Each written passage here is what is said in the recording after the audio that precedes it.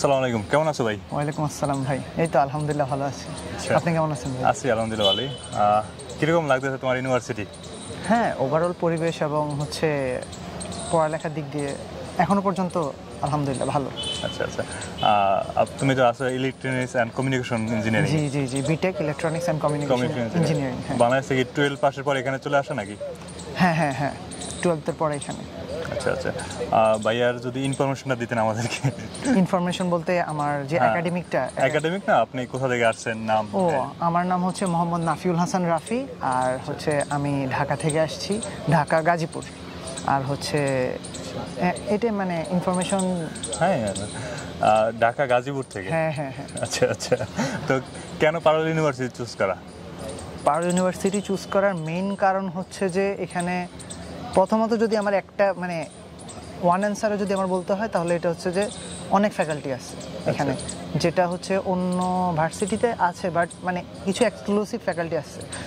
Suppose যেটা আমি এখন পড়াশোনা করছি আর কি, ইলেকট্রনিক্স অ্যান্ড কমিউনিকেশন ইঞ্জিনিয়ারিং। যেমন এখানে আমার স্পেশালাইজেশন আমি চাইলে আমি ন্যানোটেক নিতে পারবো, চুজ করতে পারবো, যেটা অন্য ভার্সিটির মধ্যে আমি সেটা রিসার্চ করে দেখলাম সেটা নাই, ইভেন এখানে আছে। তো আমার ক্ষেত্রে মনে হচ্ছে যে ফ্যাকাল্টি, ইভেন পরিবেশ আশেপাশে, এবং যে অ্যাডমিনিস্ট্রেশন বা টিচার্স সবাই অনেক ফ্রেন্ডলি হয়। আমাদের প্রবলেমটা তারা বুঝতে পারে যে আমরা আসলে কি তাদের কাছে কি বলতে চাচ্ছি, বা আমাদের যে প্রবলেম, অসুবিধাগুলো তারা বুঝতে পারে, তারা অনেকে ফ্রেন্ডলি। ইভেন আমার এখানে অনেক ইন্টারন্যাশনাল ফ্রেন্ড আছে, around 70+ country. So most of the ফ্রেন্ডের সাথে আমার পরিচিত। ইভেন্ট সব কিছুর দিক দিয়ে আমি মনে করি যে এইসব কারণে আমার চুজ করা, যেগুলো অন্য ভার্সিটিতে হ্যাঁ আছে, সব ভার্সিটিতে আছে, বাট আমি এখানে একটু কিছু স্পেশাল, পরিবেশ সব কিছুর দিক দিয়ে স্পেশালের কারণেই আমি এটা চুজ করার আর কি। আচ্ছা আচ্ছা, তো ওভারঅল মোটামুটি কীরকম লাগতেছে ইউনিভার্সিটি বা ইউনিভার্সিটির একাডেমিক, দেন এখানে যে আপনাদের যে বাংলাদেশি স্টুডেন্ট, আপনি ওই হিসাবে যে এখানে যে ফ্যাসিলিটিটা আপনি পাচ্ছেন? তো আমি ফ্রেশার ফার্স্ট ইয়ারে, তো অ্যাজ এ ফ্রেশার আমি এখনো পর্যন্ত যতটুকু দেখলাম এবং অবজার্ভ করলাম, আমার ক্ষেত্রে মনে হচ্ছে যে ভালো। আর এমনিতে দেখা যাচ্ছে বাংলাদেশের পড়াশোনা আর এখানে পড়াশোনাতে আপনি কি পার্থক্য, বাংলাদেশ থেকে এখানে কেন আসলেন? হ্যাঁ অবশ্যই, এখানে বাংলাদেশ থেকে এখানে কেন আসলাম, তো এখানে অনেকগুলো কারণ আছে। তো মেইনলি যে কারণ কতগুলো আছে, ফার্স্ট অফ অল, এখন বাংলাদেশে দুটো জিনিস নিয়ে আমরা বেশি মাতামাতি করি, একটা হচ্ছে পাবলিক প্রাইভেট। তো অ্যাকচুয়ালি পড়াশোনাটা হচ্ছে নিজের কাছে। তো আমার পাবলিক আর প্রাইভেট দিয়ে তো আমার কোনো কিছু হবে না।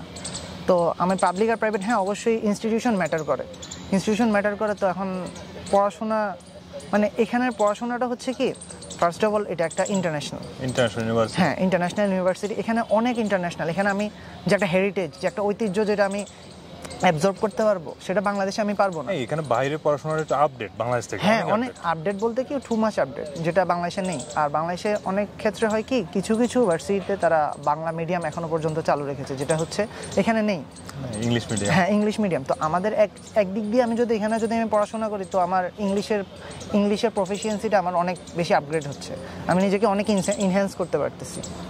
তো এই হিসাবে আমি বলবো যে বাইরের দেশে বা যে ইন্টারন্যাশনাল যে পড়াশোনাগুলো, সেগুলো আমার ক্ষেত্রে মনে হয় অনেক বেটার। কত টাকা খরচ যাচ্ছে আপনার এখানে পারুল ইউনিভার্সিটিতে? আমার এখানে যদি 4 বছরের কোর্স কম্পিউটার। হ্যাঁ 4 বছরের কোর্স। ইঞ্জিনিয়ারিং তো আপনার যে ডিপার্টমেন্ট আছে 4 বছরের?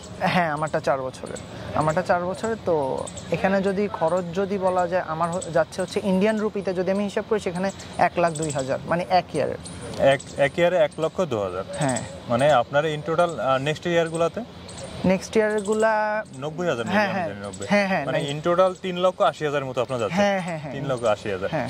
তো বাংলাদেশে তো দেখা যাচ্ছে এটা হচ্ছে আপনার স্কলারশিপের পরে মেবি। হ্যাঁ স্কলারশিপের পরে। আচ্ছা আচ্ছা, এটা তো ফিক্সড? এটা ফিক্সড। এখানে তো অন্য কোনো এক্সাম ফি কত এখানে? এখানে এক্সাম ফিটা একটু কনফিউজড আমি, আমি ঠিক এখন শিওরলি বলতে পারছি না। এক্সাম দেন না? আমি জানি যেটা 600 টাকা মেবি এক্সাম ফি। হ্যাঁ। তো ওভারঅল দেখা যাচ্ছে যেটা হচ্ছে আপনার বাংলাদেশের ইউনিভার্সিটিগুলোতে private, just like North South, BRAC, এইসব ইউনিভার্সিটিতে যদি আপনি তুলনা করেন, তাহলে নর্থ সাউথ বা ব্র্যাকের সাথে তুলনা করতে হবে। ওগুলো থেকে এগুলো অনেক বেটার, কারণ এটা অনেক বেটার। হ্যাঁ, এখন যদি টাকা পয়সা বা যে ফাইন্যান্সিয়াল হিসাব আমার চিন্তা করতেই হয়, তাহলে আমি বলবো যে এটা বেটার। হ্যাঁ এটা বেটার, কজ আমি এখানে নর্থ সাউথে যদি আপনার ইঞ্জিনিয়ারিং যে ডিপার্টমেন্টে আছেন আপনি ইঞ্জিনিয়ারিং এ, তো ওটা নর্থ সাউথে 10 লাখ টাকার উপরে, রাইট? হ্যাঁ অবশ্যই 10 লাখ টাকার উপরে। তার উপর যে আমি পাবো, কিন্তু আমি একটা পরিবেশ মানে নর্থ সাউথে মানে আমি কোনো বাংলা পরিবেশটা আর এখানে পরিবেশটা অনেক পার্থক্য। হ্যাঁ একটু তো ডিফারেন্স আছে। আমি এখন মানে পরিবেশ নিয়ে তো আমি এখন কোনো একাডেমিক নিয়ে তো আমি কোনো কথাই বলতে পারবো না, কারণ সব একাডেমিক তাদের দিক থেকে বেস্ট। এখন আমার দিক থেকে যদি আমি বলি, আমি আমার ইনস্টিটিউশন সম্পর্কে আমি অবশ্যই বেস্ট রিভিউটা দিব। তো আমার দিক থেকে এটা হচ্ছে যে আমার কাছে অনেক বেস্ট লাগছে। তো পরবর্তীতে কি করা ইচ্ছা পড়াশোনা শেষে?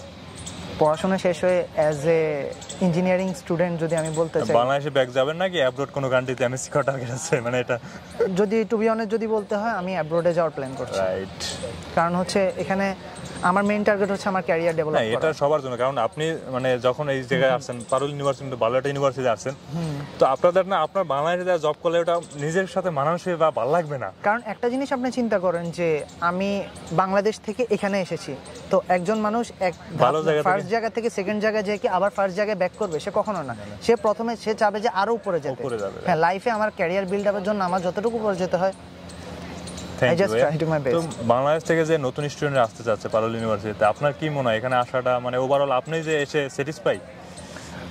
হ্যাঁ, এখন এখানে হচ্ছে অনেক কিছু, কারণ এখন আমার যেরকম মাইন্ড, আমার যেরকম চিন্তাধারা আপনার অবশ্যই সেরকম হবে না, বা সবার ডিফারেন্ট চিন্তাধারা হইতে পারে। কারণ আমার চিন্তাধারা আমি বলবো যে এখানে আসাটা ভালো, এখানে পড়াশোনা ভালো। হ্যাঁ, এখানে পড়াশোনা করাটা ভালো। এখানে পড়ার মানে তারা যেরকম এফোর্ট দেয় পড়াশোনার প্রতি, সেটা মানে ফ্যাকাল্টি ওয়াইজ মানে অন্য ভার্সিটিতে দেয় কিনা জানি না, বাট অনেক ভালো দেয়।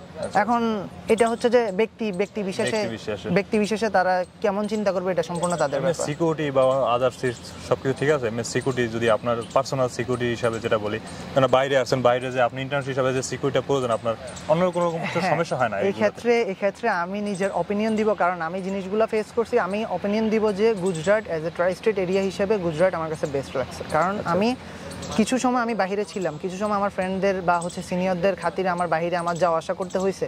তো আমি এখানে বলবো যে গুজরাটে এইখানে, কারণ আমার ইন্ডিয়াতে ফার্স্ট এখানে আসা। আচ্ছা আচ্ছা। তো এখানে আমার ক্ষেত্রে লাগছে আমার 100%, আমি এখনো পর্যন্ত 100% সেফটি পাচ্ছি। কারণ আমি জানি না অন্য কোথায় কেমন, বাট এখানে আমার কোনো প্রবলেম হয়নি, এখনো পর্যন্ত হয়নি, আমি সেফ। না, আশা করি হবে না, কারণ এখানে যে সিকিউরিটি ব্যবস্থাটা খুবই ভালো। আপনি যখন এখানে যদি ইমার্জেন্সি নাম্বার আছে বা ইউনিভার্সিটির সাথে যদি আপনি কন্ট্যাক্ট করেন, সব সময় সিকিউরিটি দেবে 24 ঘন্টা। হ্যাঁ, এখনো পর্যন্ত আমি তো ফ্রেশার, এখন আমি জানি না যে আমার সামনের দিনগুলো কেমন আসবে, বা এখনো পর্যন্ত আমার 6 মাস চলে গেছে আপনার। হ্যাঁ, আমার 6 মাস কি আমার 7 মাস চলে গেছে। 7 মাস চলে গেছে। থ্যাংক ইউ ভাইয়া, দোয়া রইল আপনার জন্য, আপনার এম যাতে আপনার পূরণ হয়, আমাদের জন্য দোয়া করবেন। অবশ্যই ভাই। ওয়ালাইকুম আসসালাম ভাই। থ্যাংক ইউ ভাইয়া, ওয়েলকাম।